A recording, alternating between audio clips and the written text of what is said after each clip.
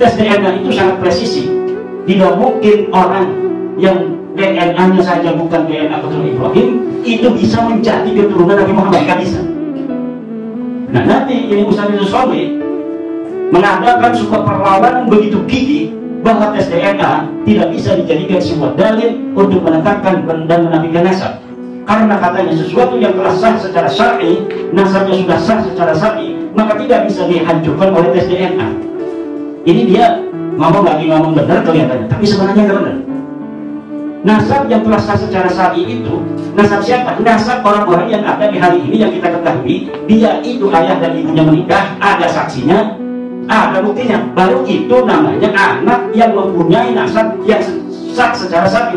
Karena ayahnya sudah ketahuan, dengan ibunya menikah, masih ada buku nikahnya. Kalau ubed yang ada di abad ketiga itu, siapa yang tahu nikahnya dia?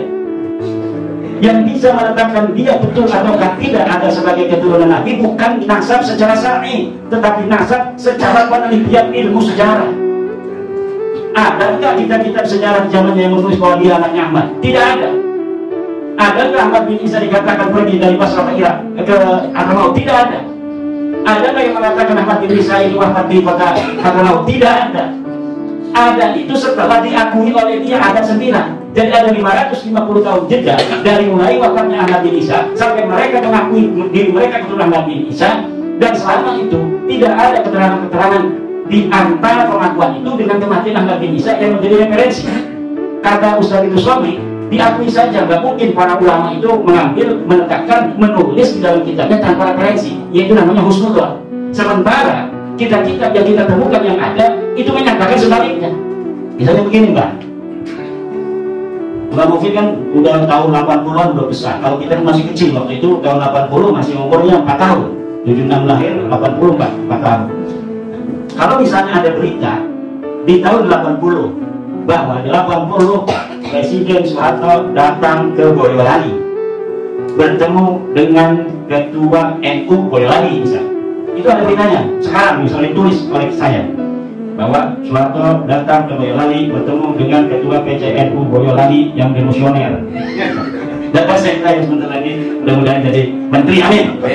Kalau zaman jadi menteri dia, amin. Ya Robbal. Nah, betul atau tidak ini sejarah atau buku yang kita tulis itu bisa dikonfirmasi dengan berita-berita yang ada di tahun 80. Adakah majalah? Ada majalah Tempo.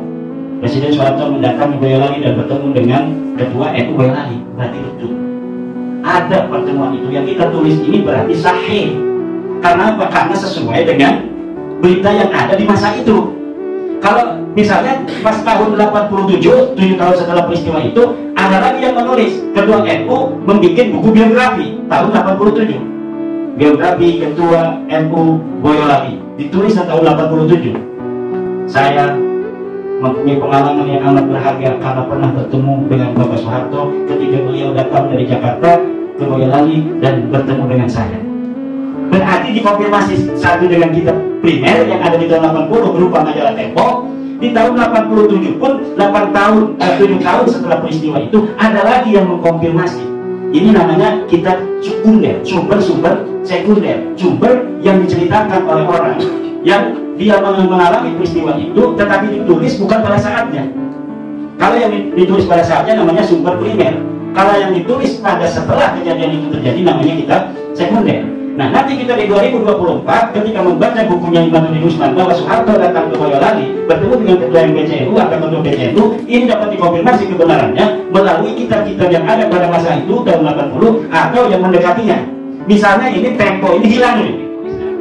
Majalah Tempo ini enggak sama sekali bisa ditemukan. Ada enggak yang mendekatinya? Ada ditemukan. Karena Ketua PCNU Boyolali sebelum meninggal dia menulis buku biografi dan ternyata betul informasi itu Soeharto datang ke Boyolali. Berarti ini buku 2024 yang saya tulis sahih beritanya karena terkonfirmasi oleh kitab tahun 1987. Sekarang Mbak Alawi ngomong dia turunan Nabi di abad 9. Di abad 6 ini ada kitab yang menyatakan bahwa Ahmad tidak punya anak namanya Mubarak karena anaknya cuma 3, namanya kitab Masyaratul Mubarakah. Nah, kitab di abad 5 menyebutkan salah satu anak Ahmad bin Isa adalah Muhammad, tapi tidak menyebutkan dengan tegas bahwa anaknya cuma 3, yang disebutnya cuma 1. itu ada kemungkinan nama siapapun yang bisa masuk di dalam keterangan-keterangan selanjutnya. Tetapi ketika di abad 6 ada sebuah kitab yang dengan tegas menyatakan anaknya 3, walaupun dia tidak mengatakan tidak ada nama anaknya Ubed, tapi mafhum mukhalafahnya adalah tidak ada anak namanya Ubed. Sekarang pendukung Ba'alawi mengatakan ada enggak nama Ubed dinafikan oleh para ulama dari mulai abad ketiga sampai ke abad 9. Tidak ada ulama yang mengatakan Ahmad bin Isa tidak punya anak namanya Ubed. Kenapa? Karena bagaimana mengatakan sesuatu yang tidak ada? Orangnya tidak ada pada masa itu. Bagaimana kita mau mengatakan sesuatu yang tidak ada? Keterangan tentang bahwa anaknya Ubed, anaknya Ahmad bin Isa itu hanya 3 adalah merupakan penafian dan yang tegas dari ulama-ulama pada masa itu bahwa Ahmad bin Isa tidak punya anak namanya Ubed ini. Ini nanti kalau kita baca lebih lengkap, ini waktunya tidak memungkinkan, ada kelucuan di mana asal pengakuan dia sebagai turun Nabi datang dari Basrahnya itu katanya bertiga, dengan Bani Kudaini, dengan Bani Ahdal. 3 orang ini, Ba'alawi, Bani Kudaini, Bani Ahdal adalah saudara. Jadi 3 saudara datang dari Basrah ke Hadramaut, kemudian mereka mencar dan jadi ulama, menjadi syahid turunan Nabi yang ada di Hadramaut. Yang anehnya, yang disebut 3 bersaudara ini hari ini silsilahnya macam-macam. Ini Ubed bin Ahmad bin Isa Ali Al-Quraidi, Ahmad, Ubed bin Ahmad bin Isa bin Muhammad bin Ali Al-Quraidi bin Ja'far Shadiq bin Ali Zainal Abidin bin Muhammad Al-Baqir dulu bin Ali Zainal Abidin bin Abu Husain bin Fatimah binti Rasulillah. Nah, sedangkan Bani Ahdal itu beda. Muhammad bin Sulaiman bin Ubed bin Isa bin Ali bin Himham bin Aun bin Musa Al-Khadim. Jadi nama Ubednya tetap ada, nama Ali-nya tetap ada, nama Isa-nya tetap ada, tapi susunannya beda-beda. Dan ujungnya menjadi salibnya, menjadi turunan nabinya. Ini keturunan Imam Musa Al-Khadim, ini keturunan dari Ali Al-Quraidi. Ali Al-Quraidi ini dengan Musa Al-Khadim saudara. Ini dari situ saja sudah terlihat bahwa mereka dua kabilah ini dua-duanya adalah nasab palsu. Dan hari ini Syekh Syarafuddin Samsuddin ini sudah memberikan fatwa di Yaman bahwa Bani Ahdal dan Bani Ba'alawi ini bukan keturunan Nabi. Itu bisa diakses di internet. Hari ini Syekh Syarafuddin Samsuddin sudah menafikan 21 daripada keturunan orang-orang yang mengaku keturunan Nabi ini adalah palsu, bukan keturunan Nabi Muhammad SAW. Lalu ada lagi dari Ustaz Idrus Romli ini yang mengatakan bahwa ulama-ulama, kan orang Madura, ulama-ulama kalau sudah ada di kitab NU itu, kalau Basul Masail, kalau sudah ada di kitab yang mu'tabar, ulamanya udah mu'tabar, maka itu sudah bisa dijadikan hujjah. Sementara mereka, dia itu NU nya bukan NU asli, NU GL. Kalau saya ini Basul Masail NU asli, BPNU. Kalau dia NU nya NU GL, beda dong standarnya. Ulama bisa memberikan pendapat fikih tahun berapapun dia bisa dijadikan hujjah, itu kalau pendapatnya itu bukan pendapat sejarah. Kalau sejarah itu bukan pendapat, bukan pemikiran, dia adalah riwayat.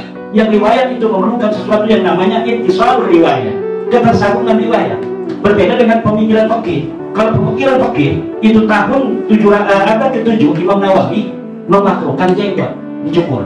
Dan Imam Nawawi dalam kitab-kitabnya baik Majmu' dan lain sebagainya, nyukur jenggot bagi laki-laki hukumnya makruh. Sementara di abad ketiga Imam Syafi'i mengatakan hukum nyukur jenggot adalah haram. Ini dua-duanya masih bisa dipakai. Mau kita taklid kepada Imam Nawawi boleh, kita mau langsung taklid kepada imam mazhab kita Imam Syafi'i boleh, karena itu pemikiran, tidak memerlukan ittisal riwayat.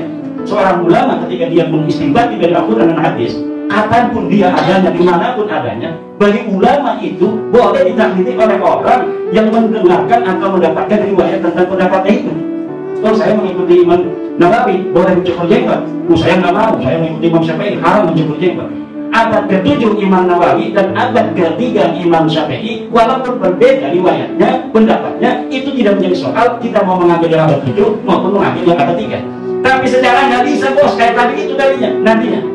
Kalau misalnya di abad 9 orang bisa menulis apapun tentang suatu peristiwa yang dibantah oleh abad-abad sebelumnya, nanti kita bisa bikin berita-berita hoax di hari ini tentang leluhur kita sebagai orang yang menyisrik bendera merah putih, yang bendera merah putih yang ada di tanggal 17 itu disisrik oleh buyut saya yang namanya Sami Haji. Kan yang menjadi benderanya sudah ada, Pak Mafi. Kita juga mau dong leluhurnya. Soekarno sebelum tanggal 17 Agustus itu paginya dia mengumumkan kemerdekaan, malamnya ada di rumahnya Habib Anu. Itu supaya apa? Supaya keren masuk di dalam sejarah Pak Alawi itu. Padahal sudah dibantah oleh Profesor Anwar Gonggong dan lain sebagainya. Nggak ada itu katanya Soekarno malam-malam mau apa namanya proklamasi besoknya ada di rumah Habib. Nggak ada itu katanya. Profesor-profesor sejarah menolak semua. Klaim-klaim yang ada hari ini dari para Alawi tentang sejarah Indonesia, tentang Nahdlatul Ulama, semuanya terbantahkan. Habib Lutfi bin Yahya mengatakan kakeknya lah yang menjadi rujukan Syekh Hasyim Asy'ari dalam mendirikan Nahdlatul Ulama. Terbantahkan oleh sejarah yang dikatakan, disebutkan masih ada videonya oleh orang yang berada di dalam peristiwa sejarah itu terjadi, yaitu Syekh Hasan Samsul. Ini masih ada video beliau yang disuruh oleh Mbah Khalil Bangkalan untuk menemui Mbah Hasyim Asy'ari, dan tidak ada dalam cerita itu Habib Hasyim bin Yahya didatangi atau dimintai pendapat oleh Syekh Hasyim Asy'ari. Tidak ada. Penting sejarah ini Bapak-bapak. Sampai kita ini sejarah Jawa Tengah, orang yang apa namanya hari ini adalah keturunan para pejuang di masa lalu yang dibunuhin kita dulu zaman penjajahan leluhur kita. Nanti yang manen orang lain dengan merendahkan kita, dan kitanya mau direndahkan itu, bahkan membela orang yang mengatakan sebaliknya, second opini kata Kiai Iqbal tadi. Orang yang mengatakan second opini, bukan second opini, ini yang opini yang pertama, bukan second opini. Yang second opini itu sejarah-sejarah langsung mahkamah diganti, KRT semua dilingkar jadi pilihan ya. Itu yang langsung yang second opini. Kita ini the first opini. Banyak sekarang ini yang apa artinya kita ini bingung ngomong kayak Ustaz Romli yang satunya Romli Abbas itu namanya Romli, kemudian ditasbih menjadi Rumel. Romli kan ditasbih menjadi Rumel, itu namanya Romli, tapi ditasbih menjadi Rumel. Saya ini diserang oleh Romli aja.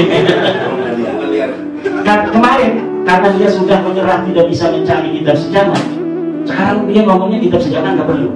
Nah, gimana katanya dia mengaku dirinya sebagai sejarawan? Sejarawan itu setiap berita harus di cross check. Oleh apa di cross-checknya kitab sejarah atau yang dekat sejarah? Tetapi ketika dia mencari ke Yordan, ke Yaman, ke Saudi tidak ketemu, hari ini dia mengatakan bahwa kitab sejarah tidak perlu. Bahkan bukan hanya kitab sejarah tidak perlu, dia memberikan sebuah apa namanya itu pembanding dengan hadis Nabi dan sejarah Nabi. Ini yang kurang ajar. Kata dia, wahai orang-orang yang atau mementingkan dan kitab sejarah itu diperlukan di dalam konfirmasi sejarah, bagaimana dengan sejarah Nabi? Sejarah Nabi ditulis katanya 200 tahun setelah Nabi wafat. Ini palsu. Sejarah Nabi yang pertama ditulis oleh Ibnu Ishaq. Ibnu Ishaq itu lahir 80 Hijriah. 80 Hijriah itu masih banyak sahabat Nabi yang hidup. Kalau misalnya dia itu umur 15 tahun sudah ngaji, maka pada umur 20 tahun dia banyak telah mendapatkan ilmu dari sahabat yang bisa menceritakan bagaimana pertemuan dan interaksinya dengan Rasulullah. Dia bisa bertanya Nabi nama bapaknya siapa, ibunya siapa, dan hari ini semua sejarah mencatat nama ayahnya Nabi itu Abdullah dan tidak ada perbedaan. Nama ibunya adalah Aminah, tidak ada perbedaan. Itu bukti bahwa kapanpun itu sejarah Nabi ditulis tidak ada perbedaan dengan kitab-kitab yang lebih tua dari kitab yang ditulis sebelumnya. Nah kalau alam ini beda. Di sini katanya namanya Ubaid, kok di sana namanya Abdullah. Katanya Ahmad bin Isa ini abad ke-6, abad ke-5, abad ke-4, abad ke-7, abad ke-8 tidak punya nama anak namanya Ubaidillah. Kok kenapa di abad 9 ditulis punya anak namanya Ubaidillah? Sebuah berita sejarah apabila bertentangan dengan sumber sejarah yang lebih tua, maka sumber sejarah itu, maka berita sejarah itu tertolak, gugur otomatis. Sebuah berita sejarah apabila dia bertentangan dengan sumber sejarah yang lebih tua, maka berita sejarah itu dipastikan hoax.